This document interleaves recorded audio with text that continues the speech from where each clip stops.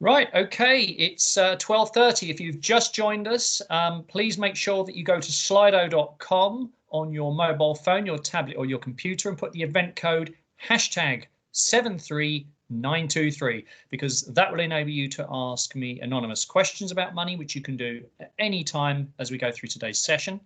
And you'll also be able to take part in some poll questions I've got for you. So that's good, let's crack on. Now, basically, thanks very much for joining me today in this 30-minute money webinar, so we don't have long. This is the third of 5 lunchtime financial wellbeing webinars running all this week during Talk Money Week, exclusively for Co-op colleagues. My name's Jason Butler, and I'm the head of financial education here at NABER. Now, NABER is an employee benefit which is made available to you by your employer, and that includes access to financial education, of which this is one example, and affordable loans which are repaid through your salary. And our mission is to help millions of employees to get and stay financially healthy and happy. Now, I just need to point out here that this session is not personal financial advice. And if you're in any doubt about your own situation, either contact your local Citizens Advice Bureau or a regulated financial advisor. I will give you some contact details a bit later in the presentation for specifically help with debt.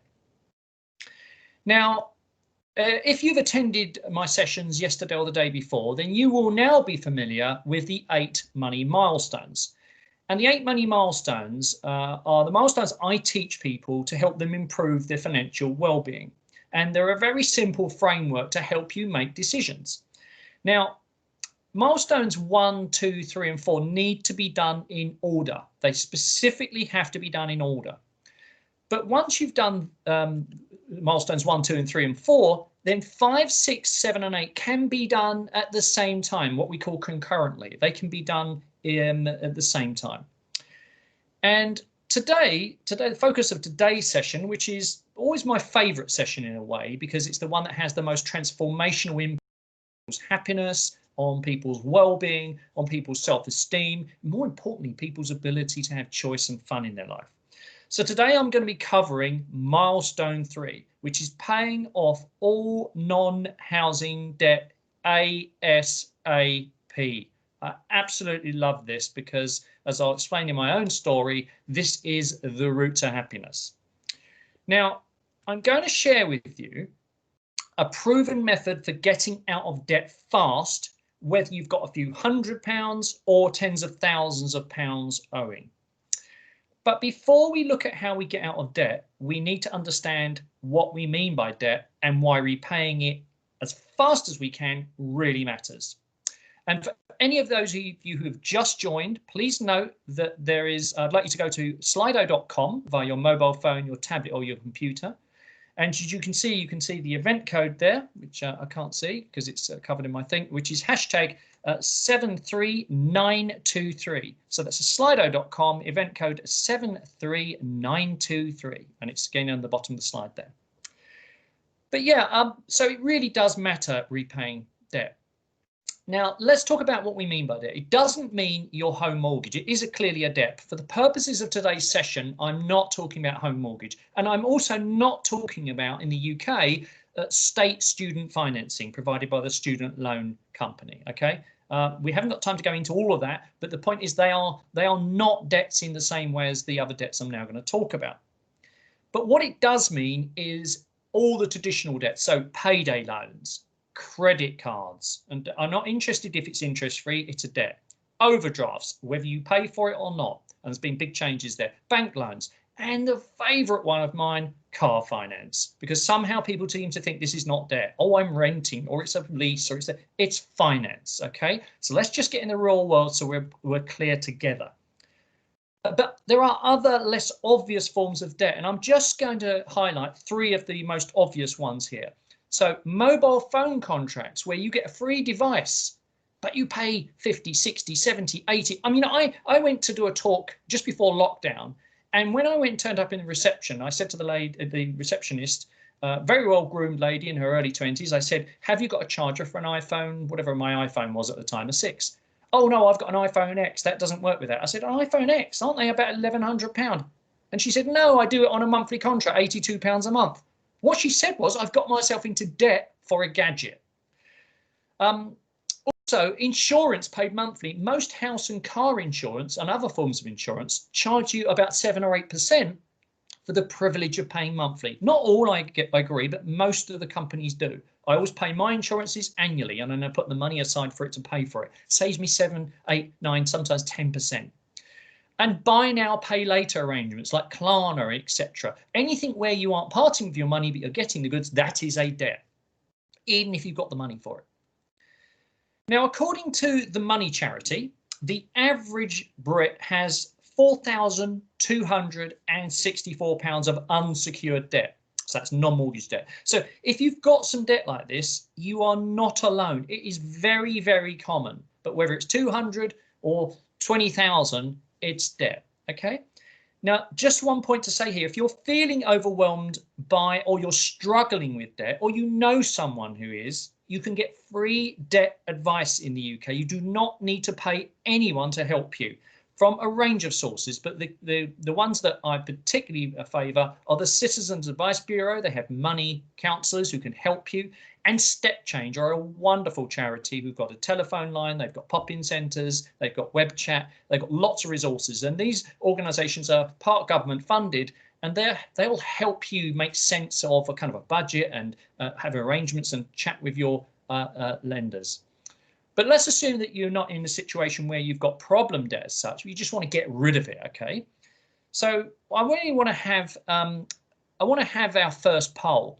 Now, bearing in mind what I said about how I define debt, I want you to tell me whether you, on that definition, have got 1, 2, 3, 3 or 4, or 5 or more debts on that basis. So non-mortgage debt, not student loan. Have you got 1, 2 or 3, 3 or 4, or 5 or more? So it's, you choose 1, 2, 3 or 4 in the numbers there.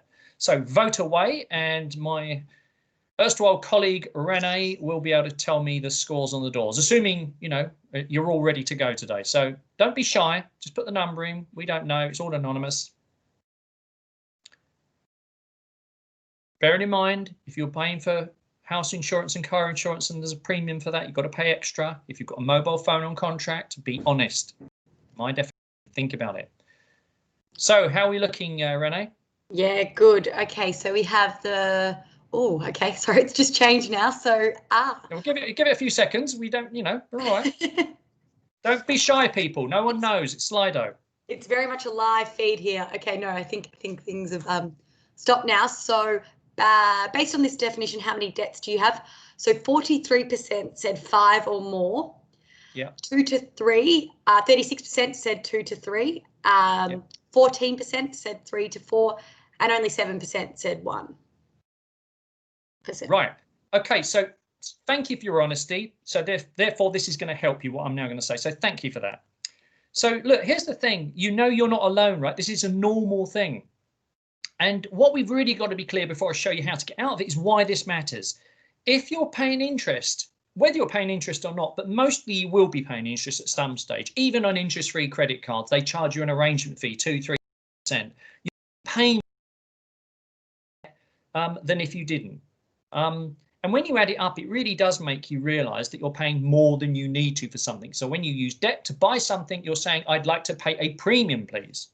And that's money that can't go in your pocket, be used for fun or building wealth. And also the thing is, debt means you've got payments. Monthly repayments reduce your ability to save and also make it harder for you to cope with shocks to your income. That's one of the reasons why people get into debt. And stress, living payday to payday and owing money can reduce your happiness. And if any of you know, I was massively in debt in my early 20s. I was a train wreck with money. I had over £30,000 of non-secured debt. I owed money. I had a negative equity on my mortgage. I had a car on finance. I was out of control. And today I have no debt whatsoever. I do not even own a credit card anymore. Okay. So I'm not saying that to gloat. I'm saying to you, I was a busted flush in my early 20s. And now at 51, I can choose whether I want to work or not. Okay. And I didn't win the lottery. It's because I got the program, and I basically took serious action to take control of my spending, which is what we talked about on day one, and built a starter emergency fund, which I talked about yesterday. And then I got rid of the debt. I got rid of the debt with gusto. So, but as I said before, yesterday, I talked about before you think about attacking your debt and getting really serious about this, you need to create a starter emergency fund. And I spoke about this yesterday. So if you don't have one, you need to get together £1,000 as quick as you can that you can put your hands on for emergencies. And I explained how to go about doing that yesterday. So get access to the recording, and I think that'll be via the employee colleagues website. And that will actually show you and discuss with you how to do that. And that will reduce the likelihood of you falling into taking on more debt while you get serious about it. Now, the logical way to get rid of debt, okay, this is what everyone tells you, is to repay the borrowing with the highest interest first, okay? And they're right, but they're also very wrong. Because for most people who found it difficult to get rid of debt, remember on day one, I talked about having a smart spending plan, not a budget, and having this starter emergency fund of £1,000 to stop you getting into debt. Now, what we want is not what logically makes sense, because logic has not helped us. We don't make decisions about money on logic, okay? We're emotionally driven. We need something which is going to help us have a sense of confidence, capability, and progress. So the logical approach doesn't work. Okay, it's been proven with 3 or 4 studies, including a very seminal one at Harvard Business School. Get better than that. So for most people who've had debt for a while, or found it hard to get rid of, or are feeling a bit overwhelmed, what they need to do, research shows that the single most effective method for repaying non-mortgage debt is the snowball method. You may have heard of this, and even if you haven't, I'm now going to explain it to you. So with this method, what you do is you line up all your debts in order of the smallest to the largest. So someone with this number of debts, so the bars represent how big the debt is, right? And below the bar is just literally the monthly payments. So someone who's paying, say, £250 to 4 debts would do this. They would rearrange the debt. They would put the minimum payments they possibly could on everything except for the smallest debt. So notice there, let's just go back. We've got £250 a month we're spending on all these debts. We reduce down to the absolute minimum what we can pay on everything.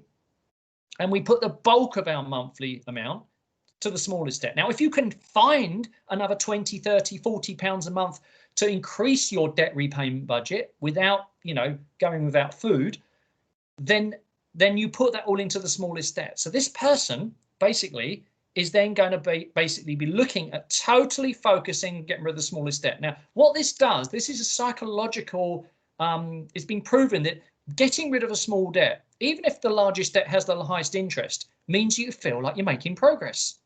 So then when you've got the first debt out of the way, you can then add the money you were paying to the smallest debt to the next smallest debt. See there? See how we've gone from the second smallest debt was £23. Now we're not paying the smallest debt. That's finished. This becomes the smallest debt. We've now got £138. And then we've got the next. So can you see we start putting more and more payments until we end up with the last one. And essentially there, once you finish the snowball, you can then divert the debt repayments into your emergency fund or other priorities. Say you're going to be buying a house, which I'm going to discuss in tomorrow's webinar. Now, there's another point I want to say here. In respect of any of the larger debts you might have, the ones that are going to take you longest to get rid of, or they may have a higher interest rate, then you might want to see if Neighbour can replace that debt because it's salary linked, and there's very little risk to Neighbour from getting repaid because they get repaid by the co-op deducting from your wages. They may be able to replace the bigger debts that are going to take longer to pay with a much cheaper loan. And what they've got is a price promise that if you can find the loan cheaper anywhere else up to £5,000 of loan, then they will match it. But because, as I said, the risk to Neighbour is much, much lower, and they're getting paid out of your salary before you get paid, then the cost is a lot lower, and they don't have any real distribution costs. So this is why it's an employee benefit to you. So check that out if you want to see if you've got those bigger debts. But the key thing is that the snowball method is the thing that's going to get you out of debt. A lower cost loan from neighbour is just going to help free up some resources potentially. It's not going to solve the problem on its own. There's the snowball method in your intentionality of really hammering the smallest, the next smallest, the next smallest, the next smallest, till you're out of debt. Now, I'm often asked about this question. I've been asked so many times. And in order to explain it, you've got some savings over here, okay? And you've got some debt over here.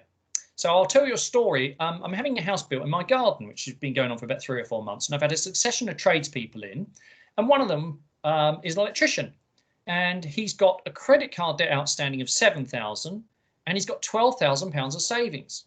But he doesn't want to use his savings to pay off his credit card because he thinks he might need that for when he wants to start a business or he wants to go traveling or whatever it is. And I said, well, if you've got sort of 7,000 pounds of if you've got 12,000 pounds of savings and 7,000 pound of debt, you've only got 5,000 pound of savings, and you're giving yourself an illusion. So it makes sense for most people if you've got savings accounts or national savings products or anything, which is not required for day-to-day spending. In most cases, it's going to make sense to basically take the money from your savings and use it to reduce your debt. Remember, the smallest debt first in most cases, and bring your emergency fund down to the £1,000 that we talked about yesterday that you need in your starter emergency fund. You might feel a bit vulnerable. Here's the thing, and that will help you accelerate your debt snowball. There is an exception here, and I want to make this really clear. If you anticipate a meaningful reduction in your household income, so say you might be reducing hours if you're going to start a family or have another child, or your partner has got some changes or their outlook on their income and their job doesn't look so good, then you might not want to do that. You might just want to do the debt snowball and keep a slightly higher amount of cash. That's what we call playing defense. That means I'm going to be a little bit more defensive here. I'm going to do debt repayments, the snowball method, from my earned income, because you might want that bigger cash buffer if something happens to one of your jobs or income, or there's going to be some kind of increase in expenditure that you can't stop. You've got to move house and pay higher rent. So that's the caveat. But for most other people where they can see a relatively stable 12-month situation, use the bulk of your savings, all but 1,000, to reduce and accelerate your debt snowball. Now, I just want to also make a really important point here, that to help you be successful in becoming debt-free, you've got to accept a few things. You've got to accept that you are going to have setbacks and things are not going to go in a straight line. And that is okay. We are not looking here for perfection. We are looking for progress. On my debt repayment journey, I had, I went three steps forward, 2 steps back. Sometimes it's 4 steps forward, 3 steps back, 1 step forward, 2 steps back.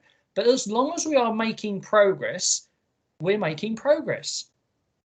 And you've got to be absolutely intentional, focused, and determined to get free of this debt. Do not accept it. You've got to just make the decision.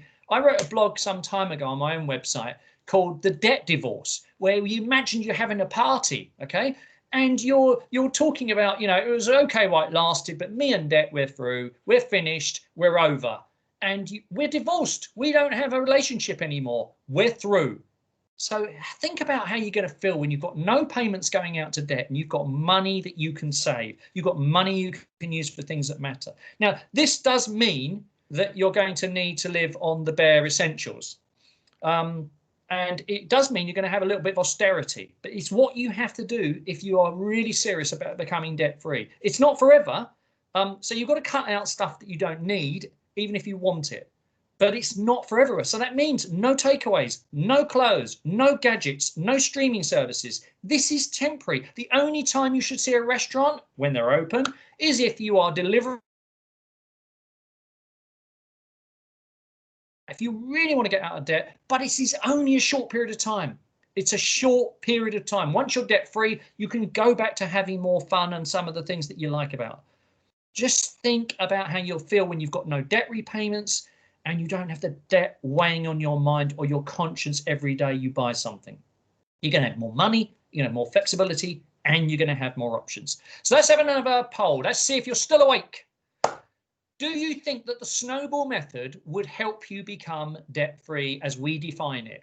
And if you don't have any debt, then answer for anyone that you think you know that you could teach this to. So you've got the event code there, slido.com, event code hash 73923. Definitely, probably, possibly, no, nothing would change. So vote away. And Renee will be manning the digital pumps. Okay, great. We've got some responses in, Jason, and some good responses. So we had 55% of people say definitely and 45% say probably. So good news. So there's no no's. No no's and no possiblies. Great. Oh, love you people. Do you know, this is my favorite. I talk about this subject. I've been talking about it for years. It's my favorite session. I love you all. I absolutely love you all because you've got this, right? And you aren't stupid and you aren't silly. It's just that we are not wired to make decisions. So look, I'm so excited that you think the snowball method's going to help you because it certainly helped me, right? And I'm a bear of little brain, and I'm sure many of you are far brighter than, more capable than me. So if I can do it, you can do it. Well done. Okay, so let's just summarize what we've covered here. What we've covered here is we've got to basically identify all of our non-mortgage debt. All of it. We've got to use the snowball method to repay all that non-debt by putting the smallest to the largest. We put the minimum payments on everything and we direct everything we can and more to the smallest debt. We possibly would look and see if a neighbour salary linked loan would be cheaper for some of the larger, harder to move debts, not because we want to make it easy on ourselves, but because we want to free up more money to attack those smaller debts so we get more, we can really attack the snowball method, really attack the smallest debts. And we need to live on the bare essentials until we get stable, but we also need to celebrate small successes and making progress. And you celebrate those successes in a non-spending way or something that matters to you that will make you feel, yes. And if any of you were attending yesterday's session, you know that when I've done something, that I've achieved something, I always go, yes. Obviously, you've got to be careful what kind of celebration you do and who's around you. But I do that because that makes me feel, yes, I've done it. You know, it's that sort of thing. You might high five someone. Well, no, you can't do that now, can you, because of COVID? But find a way that's COVID safe, that doesn't cost you any money, that makes you feel good. Okay, now we've got time for questions. Yeah, so there we go. There's the 8 money milestones. That's 3. We've talked about 1 and 2 yesterday and the day before. And 4, obviously, we'll be talking about tomorrow, which is finishing the emergency fund.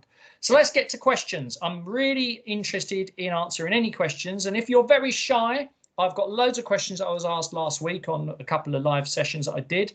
And also, I've got some great questions from my Instagram live I did last night. Really great crowd of people. I mean, just didn't have enough time. We've got some questions, JB. Sorry. You've got some? Yeah, we've got some questions.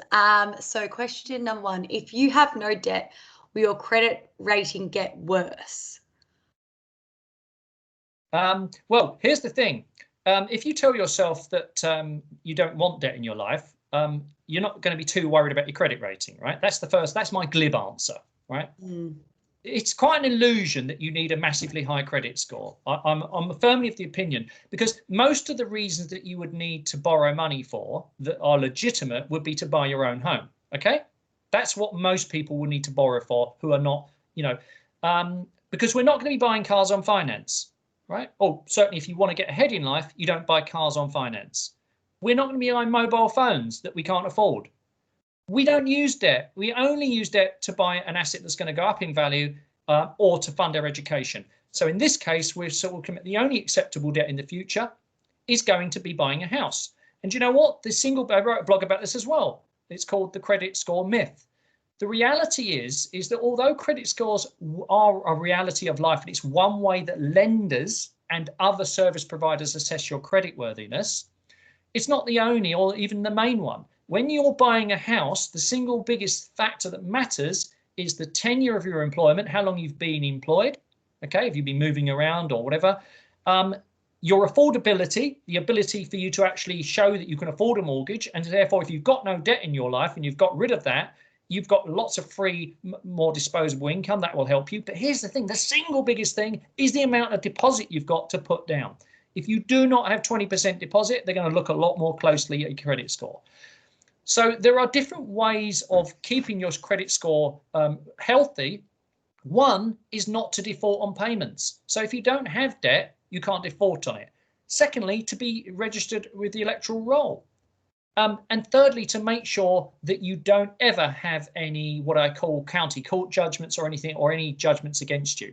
So whilst having a credit card or some kind of loan agreement can show you can make payments, it is not the only thing. Avoiding black marks, having an adequate deposit, and showing you can afford the mortgage or acceptable loan, as I call it, that you want is more important. Okay, so hopefully that answers the question. It's a big subject, and we have got on the Finwell Hub stuff about credit scores, which has been written by the team to help you think about if you need to repair your score, if you've got problems. If you're, for instance, looking to try and get out of debt and you want to replace it with a neighbour loan, then your credit score will come into that. But just because you might have a poor credit score doesn't mean you can't get a replacement loan from neighbour, because it's done through the salary, so the risk to them is a lot lower than any other kind of borrowing. Cool. Got anything else, Ronnie? Yeah, we do, and this is sort of linked to what you were just talking about. So is the snowball method still relevant if you have 0% debts? I focus on paying those so I don't get charged interest. Should I focus on those so I don't get charged The snowball method works. How long have you had your debt? So my issue is if you've got debt, it's costing you monthly repayments, okay? And there is a cost to it somewhere, because you've got to get the debt out of your life. The snowball method works. If you've got look, here's the thing. If the only thing you've got is an interest-free, say you've got two debts, a £2,000 interest-free credit card and a £2,000, or sorry, a £3,000 loan that's costing you 6%, I'd still get rid of the credit card. Because getting rid of the credit card frees up that money, but it also gets rid of it, and it means you can then focus and stop kidding yourself that you've got this low cost, oh, it's the lowest interest. Debt is debt, whether you pay interest on it or not, because you've got it's sucking monthly payments out of your bank account. And that's the thing that stops you having flexibility, the ability to build savings, the ability to weather the storm if your income changes, or the ability to build wealth or put a bit more in the pension. So, use the snowball method. I mean, obviously, I don't know about your circumstances. And I don't know, if you've got savings elsewhere that you can't get to for 6 months without losing a penalty. There may be some scenarios. If you're in any doubt about your specific situation, go and see the Citizens Advice. But the snowball method works for those people who found it difficult to get rid of debt in the past. If you are super disciplined, you've got a control of your spending, you've got an adequate emergency fund, a starter emergency fund, and you feel that you've got this is not going to be a problem, then keep with your method if you feel super disciplined, because that will mathematically be the right thing to do, to keep the interest-free loan. But I'm saying to you that most people who find it difficult to get rid of debt will find the snowball method works regardless of this interest rate business. And that's an illusion, in my opinion, for most people, but it may not be the case for you. How else we can? Yeah, we've got a few more. So should you ever consider borrowing on your mortgage to pay off debt? No. Next question. Before you go on, Rennie, let me explain why. One, you let yourself off the hook. You don't have to go through the pain of paying this stuff off and cleaning this mess up. Okay? I want you eating crackers and cheese and crackers for dinner. I want you to realise the folly of what's happened in the past. It may not have been your fault why you got into debt. It may be something else beyond your control, but I want you to feel the pain of it, right? I want you to go through that and address it. Secondly, putting it on your mortgage, even though mortgage rates are a lot less than non-secured debt, it actually probably costs you a lot more in the long run, because you'll let it run for the duration of the mortgage. It'll cost you 3, 4, 5 times more than it would have done if you just hammered it and used Snowball to get rid of it. That's kidding yourself, in my opinion, in most situations. We got anything else? Yes, we've got one more. I pay insurances monthly, but haven't got the lump sum to pay in one full instalment. So I guess you have to save for a year first to pay it in full upon renewal. Yes. Go to watch the Monday's session where we talked about smart spending plan. This is all about embracing all of the expenses. So if your insurance is £600 a year, you've got to put 50 quid a month aside for it. Okay, that's it. So you've got to embrace everything, and I'm not saying you have to get there straight away. You may not be able to move to paying your insurances monthly, but what you might have to do is do that in year 2 or year 3. This doesn't have to be done overnight. Okay. So yes, you need to get to the stage when you actually do that. But we're running out of time. Thank you. Unless there's another question there, Renee. No, all good. Let's. Yeah, we'll crack on. Yep. Okay. Well, look, I want to really know, this is really important, what action you will take after today's webinar, because there's no point in you spending half an hour with me and that was great and that's fun and then we carry on. So are you going to use the snowball method to repay your existing debts? Are you going to find savings in your current spending that you can use to repay debts, or perhaps use savings that you've got aside, you know, existing savings? See if a neighbour loan can offer a cheaper replacement through a salary link to get the cost down for those bigger debts that are harder to get rid of. Or are you going to sell something to repay your debt? So vote away. You notice I didn't give you an option for something else. So vote away there. That's Slido 73923.